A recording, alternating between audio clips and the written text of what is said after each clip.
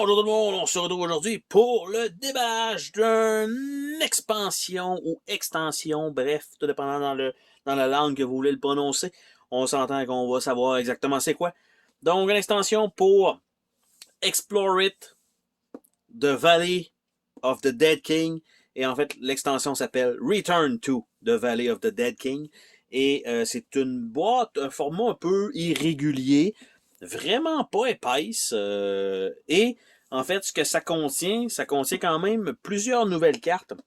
250, bon, combinaison, on s'entend, c'est pas exactement ça, mais une coupe de dés, une coupe de boss, une coupe de cartes, une coupe de rôle, tout ça, et il semblerait qu'il y a certaines parties que c'est plus des modules à intégrer.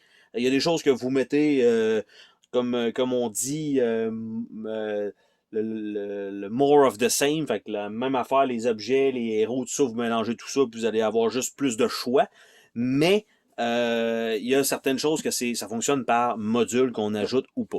Donc, on commence avec la boîte de l'expansion. Donc, quand même une certaine rigidité intéressante, mais évidemment pas imprimée à l'intérieur. Donc, ça, c'est basic pour ça. Nous avons par la suite ici, c'est une feuille très, comment je dirais, gloss. Donc, on a certaines habiletés, je dirais comme ça. Là, c'est sûr que c'est gloss, c'est très gloss parce que vous allez écrire avec un crayon là-dessus, là. Donc, un crayon marqueur effaçable. Donc, on a ça. On a par la suite une coupe de jetons qui vont s'ajouter dans le jeu. Donc, voilà. De l'autre côté, donc ça s'appelle des traits. Et l'autre côté, ces jetons-là sont exactement pareils de l'autre côté. Donc, rien de spécial pour ça. Un superbe sac fourni. On a 3 nouveaux dés, donc 3 dés à 10 faces, dont le 10 semble être Explore It sur le 10, sauf lui qui est vraiment marqué 10 sur le D10 noir, donc c'est le 1 qui est le Fail. Donc on a ça qui est fourni là-dedans. Nous avons ici les cartes qui vont fort probablement être des cartes de personnages, il me semble que c'était ça. Donc on a The Fallen One, ce sont des races. En fait, je vais aller plutôt de l'autre côté.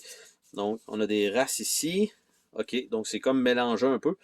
Donc, OK, on va garder ça comme ça. Donc, une race ici, The Fallen One. On a Legendary Green Fire Totem.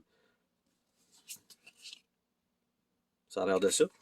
On peut être un Morlock. Donc, Morlock, qui va être une race. On a The Life Shard, qui a l'air de ça. Legendary Grey Wolf Pup, qui a l'air de ça. Nous avons le Highlander, qui est une race. Nous avons le Bear Claw Gauntlet, donc Legendary. Nous avons Gremlin. Et voilà. Nous avons Fulgurite Crystal. Et voilà. Nous avons un Moor Gnome. Et voilà.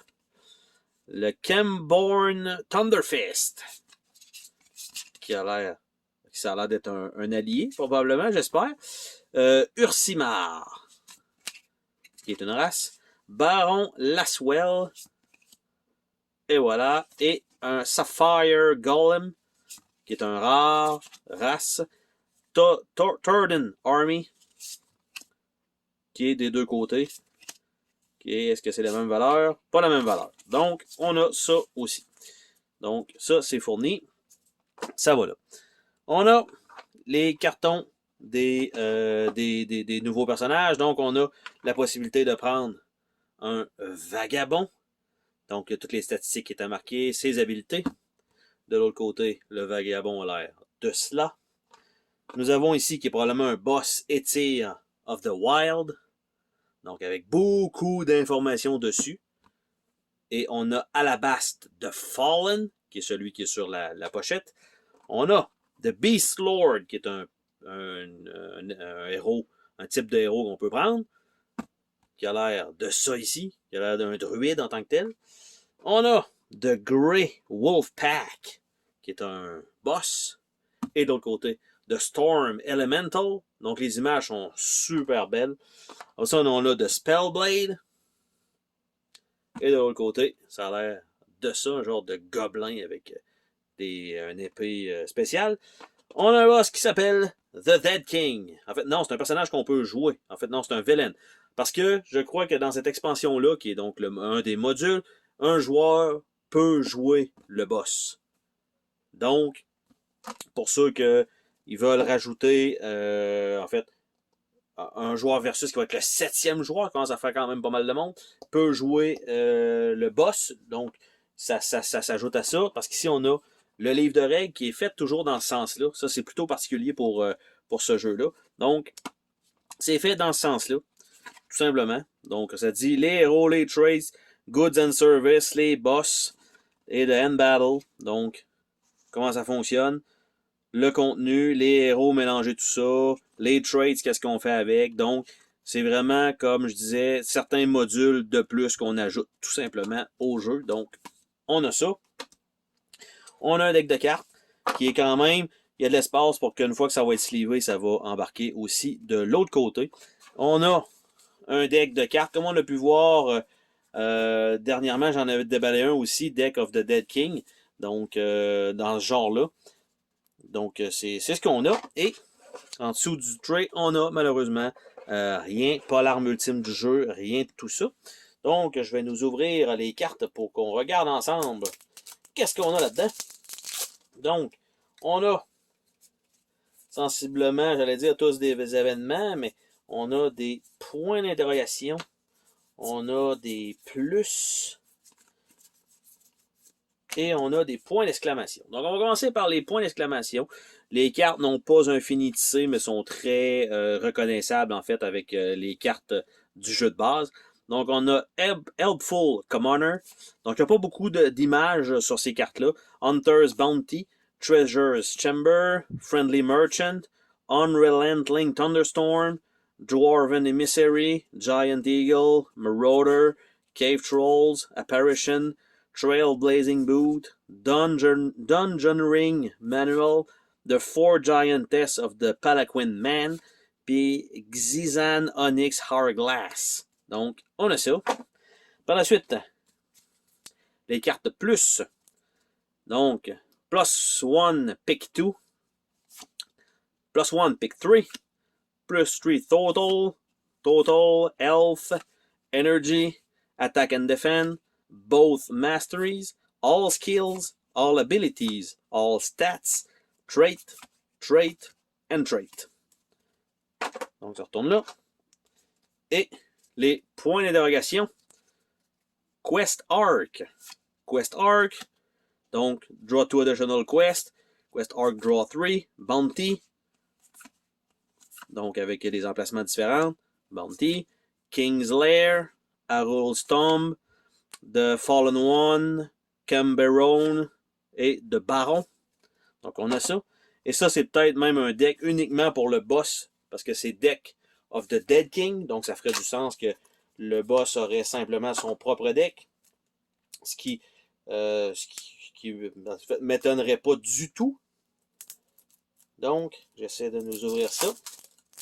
Et donc, ça fait pas mal de sens quand je regarde ça. C'est un deck complet avec uniquement cette face-là qui risque d'être mélangée.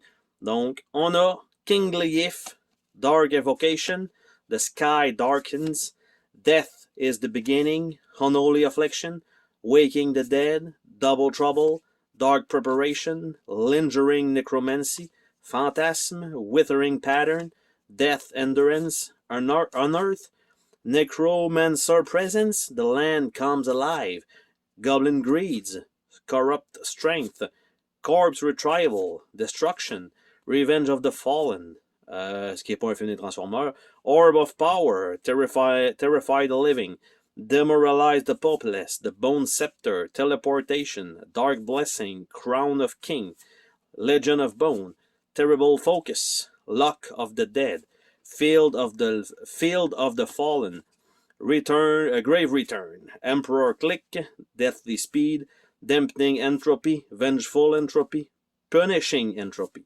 Necrostic Grasp, Necromantic Siphon, Desecration, Secret of the Fallen, Might, Might, Supremacy, même chose quelquefois. Prowess, quelquefois. Any, quelquefois. All, et voilà. Donc, c'est vraiment ça, la composante qui sert pour le joueur qui doit ou qui peut jouer, parce que c'est pas obligatoire. Donc, le boss. Donc, ce deck-là sert uniquement à ça. On a une partie du livre de règles qui sert uniquement à ça. Et on a ce plateau-là qui sert uniquement à ça. Donc, le reste des composantes s'en va dans le jeu normal. Les nouveaux héros, les nouveaux boss, on mélange ça avec le jeu normal. Donc ça, aucun souci là-dessus. Là, j'ai tout fait ça, mais il faut quand même que je mette le livre de règles ici. Donc aucun souci là-dessus. De rajouter des nouvelles races, les nouvelles cartes, aucun problème non plus. Rajouter les traits, ben en fait, ça a l'air d'être des cartes qu'on peut piger qui vont nous ajouter des bonus. Donc tout simplement, assez facile à les ajouter en supplément dans le jeu de base. Et donc, c'est la totalité des composantes de cette extension-là qui est, pour le prix, je pense que ça rentre quand même dans le budget de ce qui est à l'intérieur. Par contre, c'est sûr que si vous ne pensez pas utiliser la partie du 7e joueur ou du boss, ben en fait, c'est la même chose, là, mais pour jouer le Dead King, ben c'est sûr que ça veut juste rajouter peut-être la moitié de la boîte réellement au jeu de base. Donc sur ça, on se dit à la prochaine pour une autre vidéo. Salut tout le monde!